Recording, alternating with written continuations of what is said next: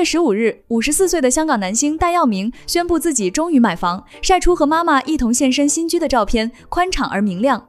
而在此之前，戴耀明曾长期失业，因为无戏可拍。2024年年底到朋友的餐厅打杂、洗碗、端菜、收拾垃圾、洗厕所都是一个人干。他受访表示自己不偷不抢，没什么丢人的。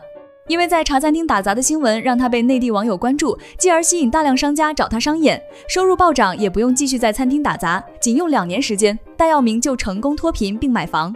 他在文中表示，80多岁的妈妈只住过木屋区和旧公屋，也经历过战争捡剩菜，多艰难都扛过去。这份礼物应该是迟到的礼物，自己不够努力，赚钱不多，只能省吃俭用才能上车。旧屋和新屋都在狮子山下，母亲的这份不屈不挠的精神值得学习。网友也第一时间留言祝福。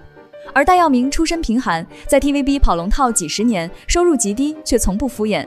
這份幸福來之不易，是他認真工作和生活的回報。就係戴手套洗嘅，但係問題咧就嗰個洗碗嘅過程嗰個地方就比較熱啲嘅，係啊，因為都試過嗰個即係好狹窄啊，同埋之前30幾度嘅時候咧都幾係嘢嘅，因為側跟有晒啲爐喺度咧。我試過有一次踎喺度洗得耐啦，可能踎得耐一趌起身咧，哇！天旋地轉嘅我頂你